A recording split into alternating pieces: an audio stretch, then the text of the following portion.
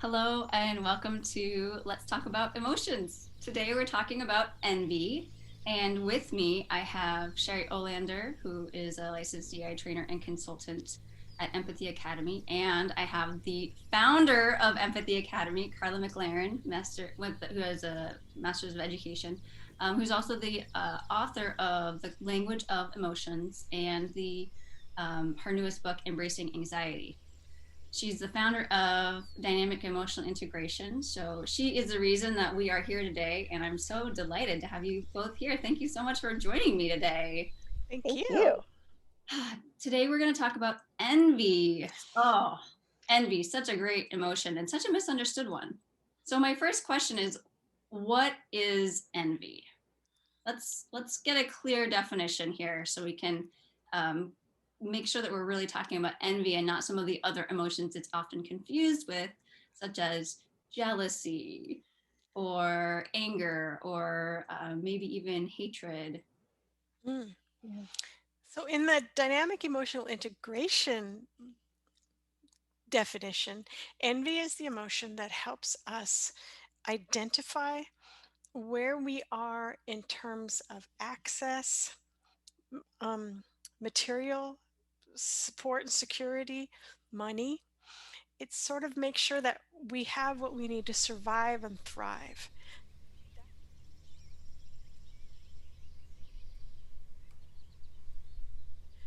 That's envy in this context. But envy in other contexts, it's in the Roman Catholic tradition, envy is one of the seven deadly sins. Mm.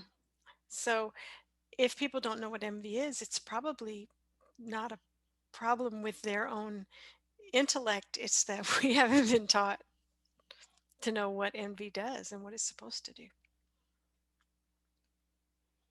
And Sherry, did I miss anything? Well, I think it starts to blur into jealousy a little bit, but I usually include connection to like recognition and resources in terms of human friends and um, um, groups. Um, Like whether yeah, you're respected and protected within a group. So yeah. yeah, So it also have to do with your relationships um, a little bit, because that can be a part of your financial and social security, is where you're situated within your social group.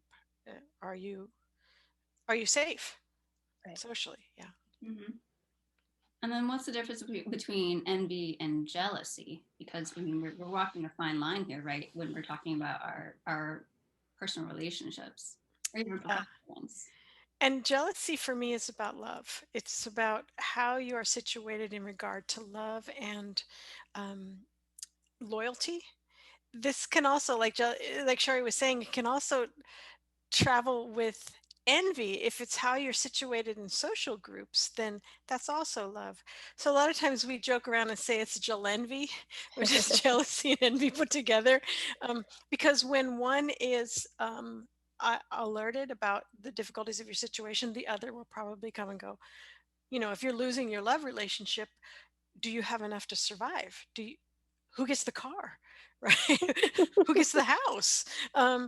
Yeah, so both of they're very connected to each other, but they do have different jobs. Yeah, Yeah. I always think of jealousy as what helps me protect the relationships that are most important to me, to let me know if there's something that needs to be addressed. Whether it be inside me or with the other person.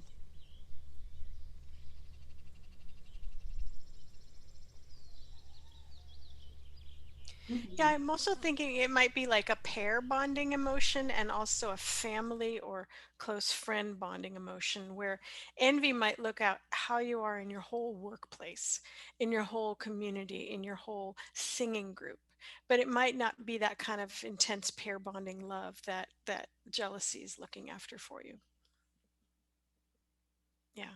It seems like jealousy. Well, actually, I think that I'm starting a conversation about jealousy. Let's stick to envy. Okay. Sorry, I know I It's spoke. I started. it's hard not to. It's They hard not both want the attention. They're pals. They're like, jealousy's like, hold on, why is envy getting its own show? Duly noted jealousy.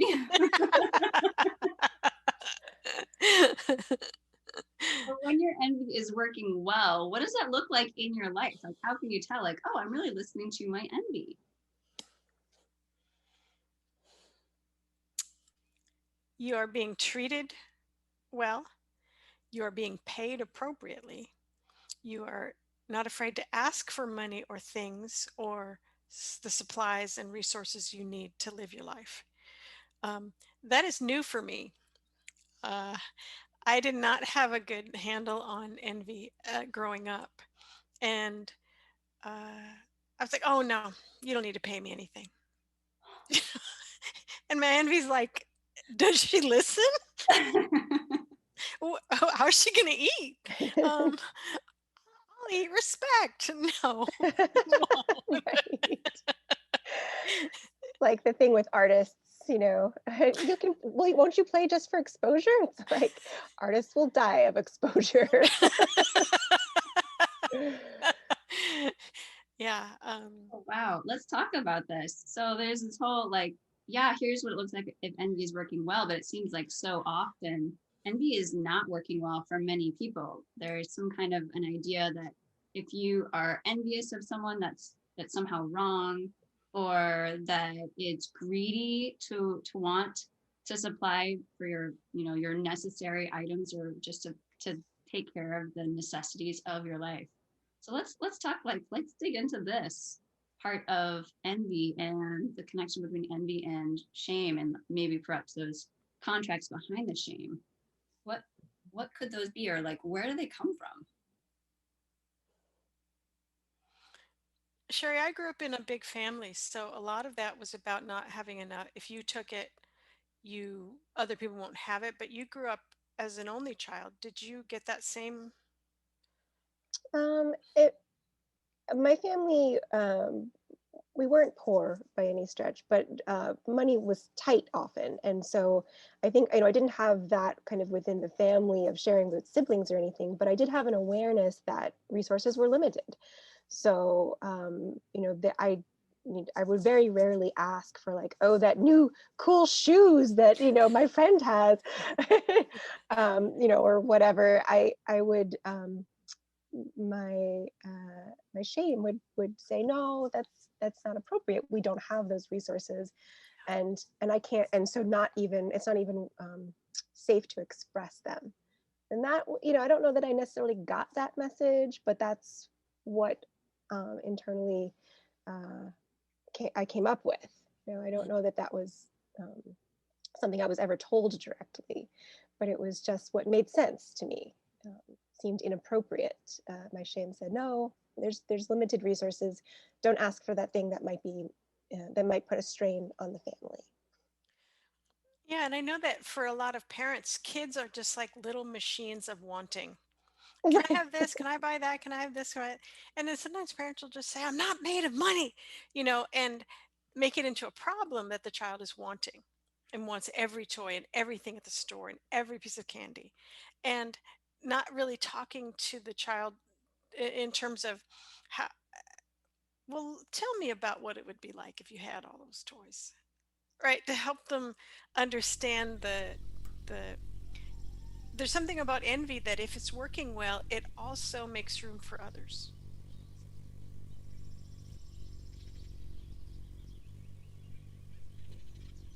So envy's not all just about mine, mine, mine, but is there enough for others? If I'm going to charge someone this much money, do they have it, or is it going to unduly stress them out, right? So let me talk to them about how much I would charge and how much they have, so they know. So it's not sort of I talk about the hyper empathic people in DEI, and one of our first questions is, how much can you afford? It's not at all about how much we need to survive, but it's sort of like, well, I guess I could do it for free if you don't have any money. And envy's like, oh, okay, that's not good for anyone. You did that so well. That was such a perfect. That's envy for most people. I think I think the important distinction that I find, or I'm still really getting to know envy, like I have a long way to go, but like a lot of the emotions, so much so much can be accomplished just by acknowledging. It's the repression and the denial of it that usually causes problems, because then you lose touch with your envy, and trust me, it does not end well. um, and but when you can just acknowledge, like, oh, like I really want that thing, and then you also can acknowledge that I can't have it right now, like there are reasons why I can't have it, but to acknowledge, like, I hear you, envy, like we want this is, and maybe we can, work toward getting it, or but so many people just don't even acknowledge, because to acknowledge might mean you have to feel other emotions that they don't have skills for. And it's hard. Right. Like, what does that say about you if you're acknowledging that you want this thing? It could bring up other things for yourself that maybe you're not prepared to deal with, or that could mean that is a shift of who you think you are, right? Such Yeah, as, I was thinking you also might need to feel sadness and grief Yeah. about not having the thing that you long for. And so a lot of people are like, I just won't long for anything. And sadness and grief are like, we could have helped you here. Yeah. hello, apathy. I think Yeah. it's a very teenage emotion, right? Like, I can't have that freedom. I can't have that whatever. So I'm just gonna not want anything. I I'm gonna don't be even the care. ice lady. I don't care, and it doesn't matter. I was thinking of when you were talking, when I was younger, like in my late teens, I was just gruesomely, grotesquely poor. And our family was still giving Christmas presents at the time. We've stopped since everybody in my family breeds, and now we've got so many. There's so many kids. We're like, nah, we can't buy stuff. But I went and got some magazines, and I cut out pictures of things that I would want to give people. Like I gave my dad a yacht, and I wrote, and I wrote a note, and so everybody got exactly what I would want to give them. And my envy was like, nicely done. Don't let it stop you. Yeah.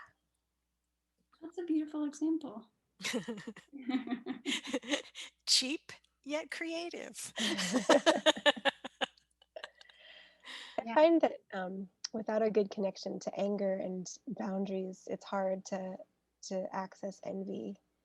I feel like certain emotions are more persistent than others. Like they'll just keep coming up, or they'll wait. And other emotions, specifically, I find in my experience, sadness and envy, were like, I want this thing, or maybe you should let go of that thing. And if I don't kind of listen, they just fade away, and they'll come back for sure, but they're not very persistent emotions. And so I find, and again, this is in my experience, I find I have to actively turn toward them and say, okay, like, what do I need to let go of for sadness? But for envy, like, what is it that I want? Like, what resources do I need? What do I need, regardless of everyone else? But without good boundaries, envy, I find my envy will just kind of give up in a way. When you were saying that, I was thinking of a dream board. I've never done a dream board, but those are envy boards. Absolutely. And they have a nice boundary around them, unless you just keep going on the wall. You just like jump off your dream board. But I'm sort of like, this is what I want. There's a boundary here. But also upon that board, you could put a yacht for your dad. Nothing's stopping you. Mhm. And I think that might be a good practice for someone who just cannot access their envy. I'm working on one right now. Dream board. Okay, good. When you name the things that you want, then it's almost like you can begin to see a path to, how do I get there?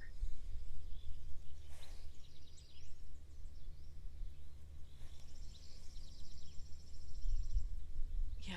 I mean, so as an example, when I was first learning this work, I had this idea that I wanted to teach classes online about emotions. And I was like, I don't know how this is going to happen. Like, I really have no idea, but this is like what I'm feeling in my heart.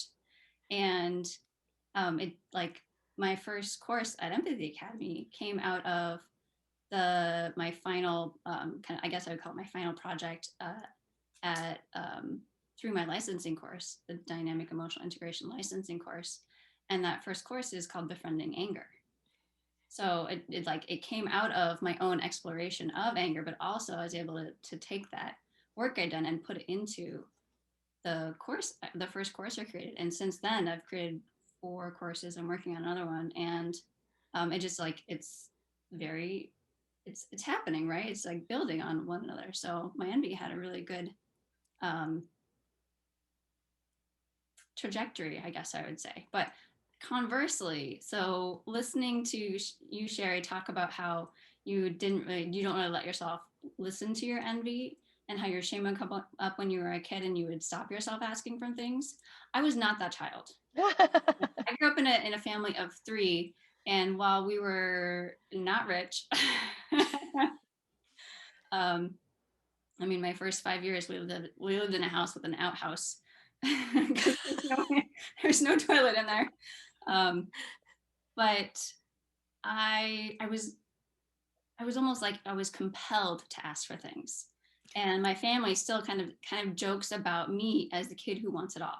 Oh, she just wants to do everything. She wants everything. I was like, if I'm getting given choices, I wanted it all. And it wasn't until I was better with my boundaries and with my priorities, right? So I had a more clear and conscious relationship with anger, that I was able to really prioritize and say, oh, well, all of this sounds good, but what I really want is this. And what I really need to focus on is this. And that's been actually a fairly recent, the last few years kind of development. And when I realized that I had to let go of all those other things, if I was going to prioritize this thing, then my sadness and grief came up. I said, oh, I'm so sad about all these things that I'm not going to do. Oh, right? Yeah. But at the same time, it's clarified and it's helped me to focus my envy, and then, therefore my fear to move forward, and my anxiety, of course. So it's just been like this fascinating journey, but it's so interesting to hear your side of things, where envy is such a whisper for you.